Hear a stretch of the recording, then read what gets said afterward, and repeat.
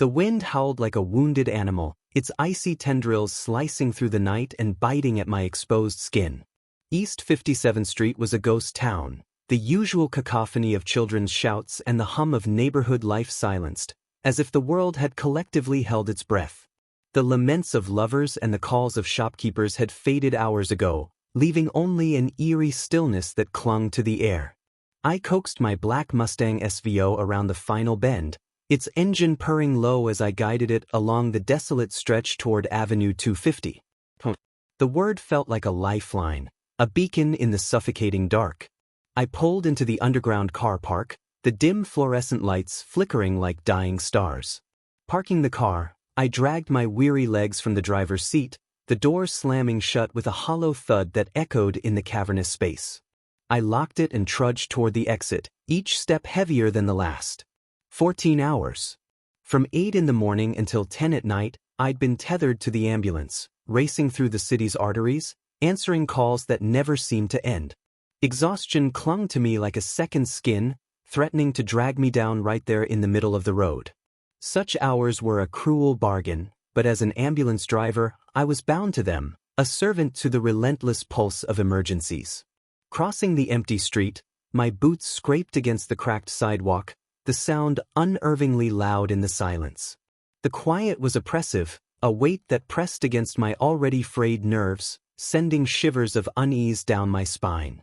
The wind slipped beneath my unzipped leather jacket, chilling my core and ruffling my jet-black hair. Each step, clip, clap, echoed like a gunshot, amplifying my growing paranoia. My ears strained for any sign of danger, my eyes darting to every shadow that flickered in the corners of my vision. The street was a gallery of decay, shuttered shops with grimy windows, cars coated in urban filth, and apartment buildings with dim, lifeless windows.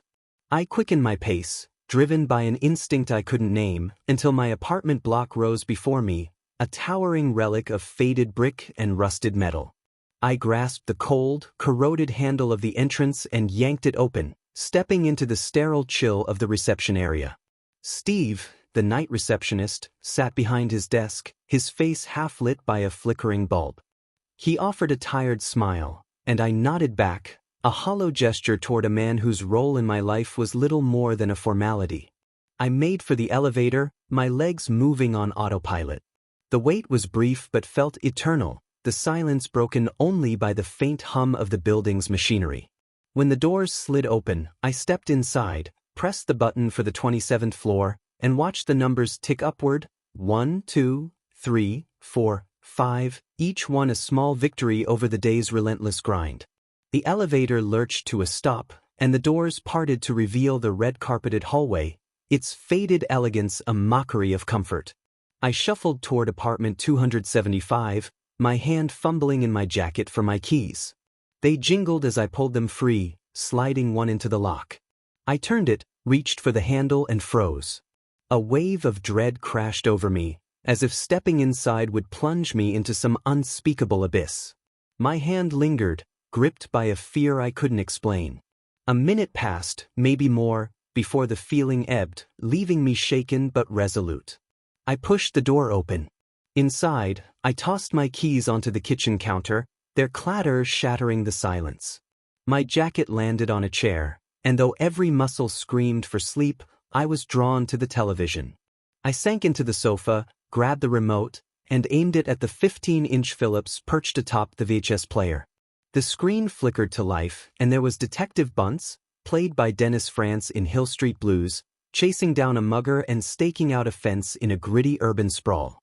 I settled deeper into the cushions, letting the familiar drama anchor me, if only for a moment. Minutes passed, and my eyelids grew heavy. I blinked, fighting to stay focused, knowing sleep was the wiser choice but lacking the strength to move. The sofa held me captive, a safer haven than the cold streets or the eerie tenement I'd passed. I yawned, the story on the screen blurring as exhaustion took hold. Voices drifted, disembodied, warning of bike riders on the road. I stirred, half aware, as another voice cut through the haze, announcing the end of the broadcast day. "This is Fred Facey wishing you a good night on behalf of Channel 4, it said, followed by the soaring notes of the national anthem. I lay motionless, too drained to reach for the remote. As the anthem faded and the screen dissolved into a rainbow test card, its monotonous tone drilling into my skull.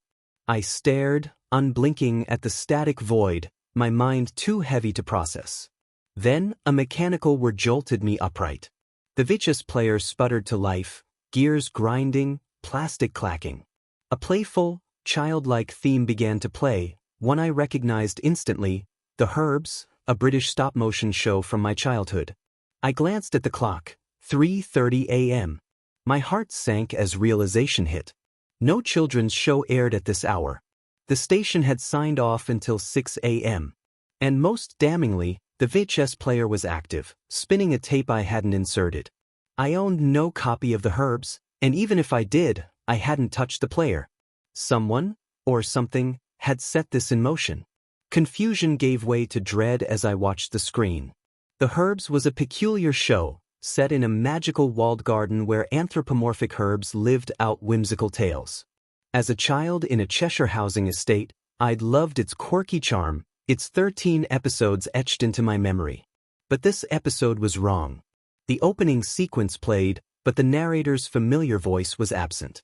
The cherub statue spun, its label morphing into a gravelly title card, but the music was distorted, a music box winding down to a nasal shriek. The characters, Dill the dog, Sage the owl, Bay Leaf the gardener, moved through their scenes, their voices muffled and unintelligible despite the volume being cranked high. Something was off, a subtle wrongness that gnawed at me. The characters' cheer felt forced, their movements stilted. When Bay Leaf appeared, a chill raced down my spine, though he was a familiar figure. My head throbbed, a sharp pain blooming above my nose. The screen flickered, and for a split second, an image flashed, too brief to discern, but enough to unsettle me further. I should have rewound the tape, frozen the frame, but I was transfixed, unable to look away. The scene dragged on, the characters rooted in place, their conversation a droning hum. The pain in my head intensified, a pounding that darkened my vision. Constable Knapweed entered, standing apart, his presence shifting the mood. The others turned to him, their faces etched with fear. His words, like theirs, were muffled, but his demeanor suggested a reprimand, a judgment. The screen skipped, the image warping, colors bleeding into gray. My heartbeat thundered, my breath shallow, the room closing in. The characters' forms stretched and distorted, their eyes bulging as the screen shuddered. Static erupted, a harsh buzz filling the room. The screen went black, and for 3 agonizing seconds, nothing happened. Then the VHS player whirred again, ejecting a cassette. It shot out, landing at my feet, a blank, unlabeled tape. I stared, paralyzed, as exhaustion and terror battled within me. My vision blurred, and I sank into darkness. A void enveloped me, a weightless expanse where time ceased to exist. My stomach churned, my mind buzzed, and centuries seemed to pass in an instant. A searing pain erupted across my chest, zigzagging like lightning, burning with the heat of molten lava. A voice, cold and spectral, whispered, "Soon." I jolted awake, still on the sofa, the clock reading 7:30 a.m. My body ached as I staggered to the bathroom, catching my reflection in the mirror, a ghostly figure, pale and hollow-eyed. But what stopped my breath was the mark on my chest, a sprawling, glowing red symbol, etched as if by a demon's claw. Across the mirror, in a lava-like scrawl, was a single word, Vestisaria. It meant nothing to me, yet it carried the weight of doom. The room contracted, waves of red cascading around me. The lights dimmed, and my apartment dissolved into nothingness. A whisper pierced the void, "You're mine." I surrendered to the darkness, adrift in a timeless abyss. Anger replaced fear. I was no longer alone in this void. I craved a companion, someone to share this torment. I would lure them with curiosity, trap them with a word that could shatter worlds. My soulmate would come soon, drawn to the mystery, condemned by a single, devastating utterance. The void was my prison, but it was also my domain. I drifted through its endless expanse, my mind a storm of rage and longing. The symbol on my chest pulsed, a living thing that tethered me to this nowhere place. I could feel its power, a dark energy that coursed through me, urging me to act. I didn't know what Vestisaria meant, but it was a key, a command, a curse. It was the word that would draw another into my trap, a siren call to the curious and the damned. I waited, my senses sharpened, attuned to the faintest ripple in the void. Time was meaningless here, but I felt the approach of another soul, a flicker of life in the darkness. They would come, drawn by the same curiosity that had led me to watch that cursed tape. I could almost see them, stumbling through their own world, unaware of the abyss that awaited.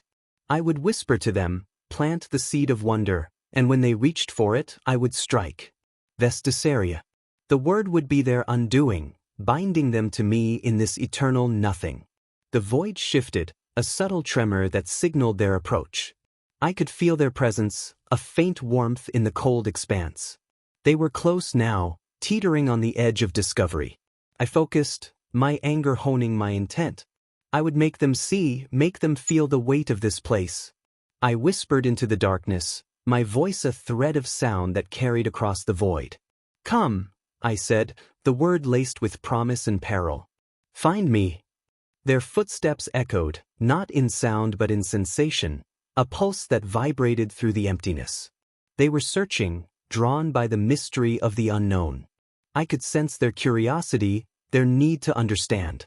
It was the same need that had kept me glued to that screen, watching a show that shouldn't exist. I smiled, a cold, predatory thing. They were almost here. The void pulsed again, stronger this time. I could see them now, a shadowy figure moving through a world not unlike my own. They were tired, worn down by life, just as I had been. They would find something, a tape, a book, a whisper, and it would lead them to me. I waited, patient as a spider, my anger a quiet fire that fueled my resolve. They would come, and when they did, I would speak the word. Vestisaria. It would bind them, trap them, make them mine. The figure drew closer, their outlines sharpening in the haze. They were holding something, a cassette, black and unmarked, just like the one that had landed at my feet. They hesitated, their hand trembling as they reached for a player that shouldn't be there. I leaned forward, my presence a shadow in their world. Play it, I whispered, my voice slipping into their mind like a blade. They froze, their head turning as if they'd heard me. The fear was already taking root. They inserted the tape, and the screen flickered to life. The familiar theme of the herbs began to play, distorted and wrong, just as it had for me. I watched their face, saw the confusion give way to unease. They leaned closer, drawn in despite themselves. The characters moved through their strange, muffled dance, and I could feel the figures' pulse quicken, their breath hitching as the wrongness of it all sank in. They were mine now, caught in the same trap that had ensnared me. The screen skipped, and the figure flinched. I whispered again, watch. They couldn't look away, just as I hadn't. The pain would come soon, the throbbing in their head, the tightening of their chest. I could feel it building, a mirror of my own torment. The symbol on my chest burned, a beacon that called to them. They would see it soon, etched into their own flesh, a mark of their surrender. The void pulsed, and the figure's world began to fade. The walls of their room contracted, the lights dimming as the red waves cascaded around them. They gasped, clutching at their chest, and I knew the symbol was there, glowing with the same visceral red. I spoke the word, my voice a thunderclap in the silence. Vestisaria. They screamed, a sound that was swallowed by the void as their world dissolved. They were here now, with me, in the darkness. I could feel their fear, their confusion, their anger.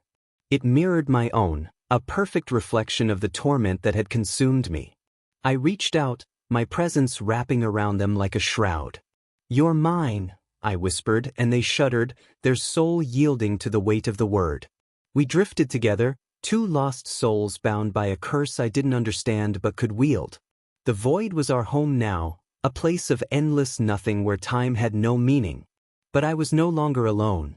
They were my companion, my pet, their soul tethered to mine by the power of Vestisaria. And yet, even as I claimed them, I felt the void shift again. Another presence, another soul approaching. The cycle would continue, the word drawing them in, one by one, until the void was filled with the damned.